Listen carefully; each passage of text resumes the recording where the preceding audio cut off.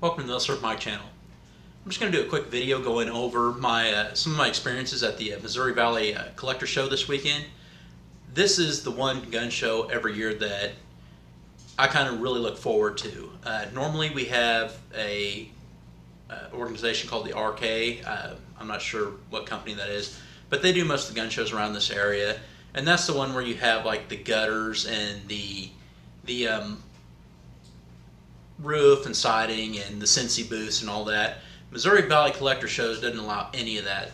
It's all guns, and it's mainly old guns. I mean, you don't see too many modern guns at this gun show, and it usually runs towards the end of July. So it's one that I kind of look forward to every year, and not only for just looking at the guns, but some of the stories you hear and some of the people you talk to there. Because not only do they have gun booths for sale, but they also have display booths, and that actually gets voted on by attendees of the best one.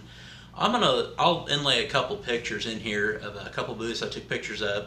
I took pictures of the Springfield Armory booth, which basically had everything from the Springfield 1795 through I believe some of the Grands in World War II. There's also a nice Krag display.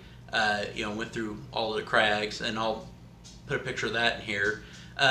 Some that I didn't get pictures of, just mainly because of space and crowds. There was a nice Swiss Luger display.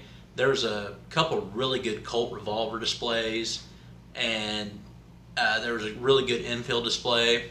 So a lot of these, you just vote on these, but I actually voted on the Springfield Armory display. I mean, it was pretty neat. And as I said, I'll inlay that picture in here again. Also, like I said, it's you can find a lot of times you are not going to find what you look for at gun shows. And I was kind of in the market for an FN 1900, and I didn't see any here, but this is so massive and concentrated that I could have missed one too. But some of the cool stuff I did see, if you have some expendable cash, this would be the place to go. The coolest thing that I saw, and I'll put a picture of it here, was a Webley Fosbury, which is a semi-automatic revolver made in the late 19th and early 20th century. And I included the price tag on that. They wanted $24,000 for it. But actually, when I went the next day, I actually seen that there was another guy who had two more, and he claimed to have paperwork and provenance on all the guns. But my theory still, is you buy the gun, ignore the story. I didn't see the paperwork. Maybe he did, maybe he didn't. But like I said, there's actually 3 Webley Fosburys at this gun show. That kind of tells you how much weird stuff you have in there. And of course, like Rock Island has a booth in there, and Morphy's has a booth in there. Actually, a funny story about the Morphy's booth. I thought I was going to witness a disabled dude get the crap beat out of him because he was in his little cart, and he was turning his cart around, and he bumped into the Morphy's booth. And of course, Morphy's, there's several 5-figure guns sitting on this table. I mean, if you knock the display down, you're knocking possibly $100,000 worth of guns on the floor. And the guy behind the booth gets up and shouts at the dudes like, well, don't just do it and go away. And I mean, the dude in the cart just kind of took off. So I thought I was going to witness Morphy's beat down a disabled dude. But the coolest story, the coolest person I probably talked to, he wasn't really selling anything, but he didn't really have any display booths, and he didn't have a display booth in the contest. He was just kind of there showing off some stuff. He kind of had an Israeli booth, and he had an Israeli Mauser there, and he goes, the old guy, he goes, what can you tell me about that Mauser? Because he thought most people don't really know about the Israeli Mauser, but I've done a video on my Israeli Mauser, so I've done a little research on it, and I told him, I looked at the Mauser, I'm like, well, Israeli Mauser came originally a K98K from Germany, which means it was probably smuggled there by the Haganah prior to Israel becoming a state, and because most of the Mausers afterward were either South American, Yugoslavian, Czech Mausers that got moved to Israel after Israel became a state. And he goes, "Oh, I didn't know that." But he had a Israeli Mauser, and he had a Tavor there. He's talking a little bit about going to a IDF class, or a class run by some IDF people on how to run a Tavor. And this guy was in his 70s or 80s possibly. He goes, "Yeah, there's no way that we were going to run it like him." But he just kind of went just to see these IDF guys run this Tavor. And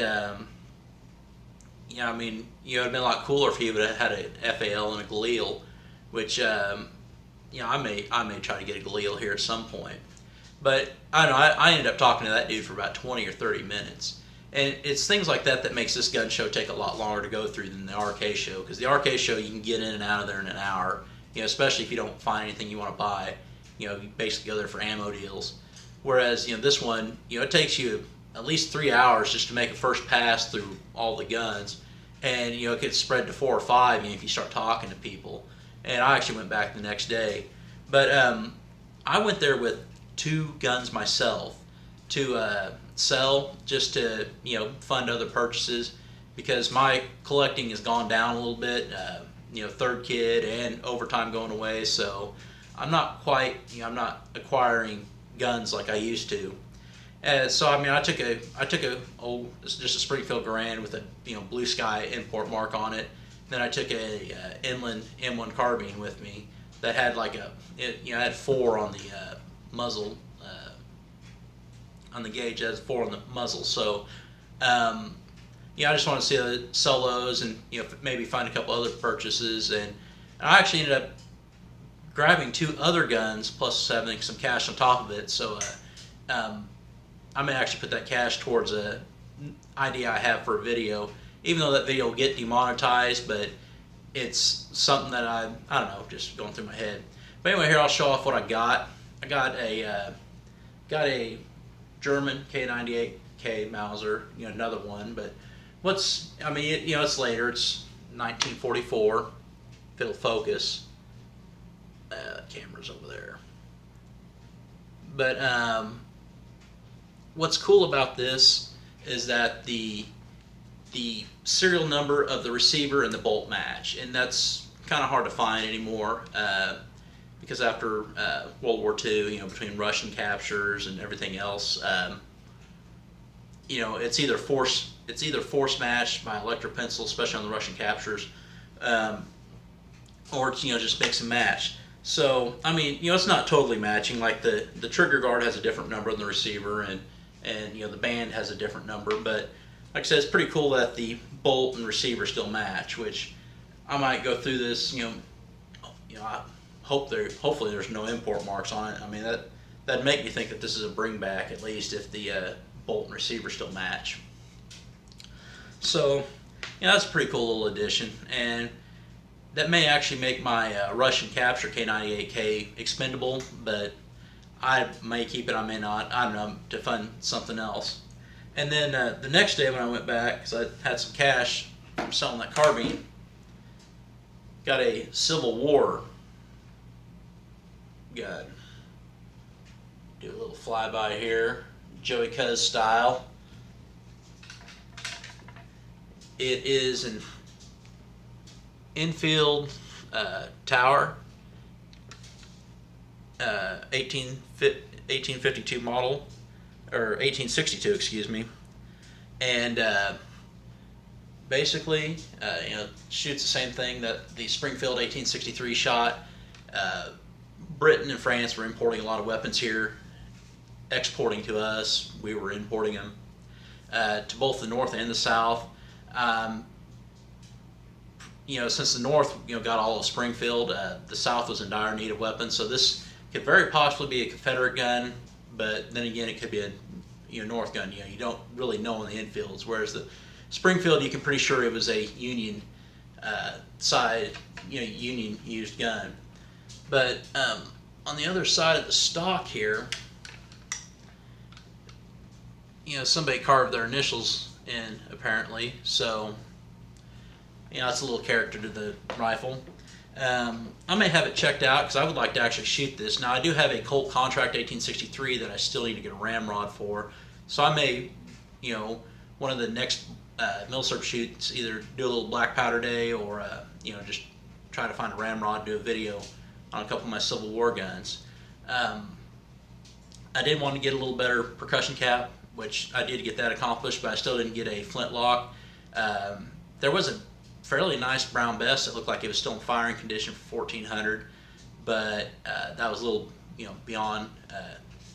After acquiring these two, that's a little bit beyond what I had. So anyway, just talking a little bit about my experiences, showing what I got at this collector show. If you're in the Kansas City area, if you know you're going to be in the Kansas City area towards the end of July in a year, just get online, check it out, and it's one hell of a show to go to. So anyway, thank you for watching. As always, have a great day.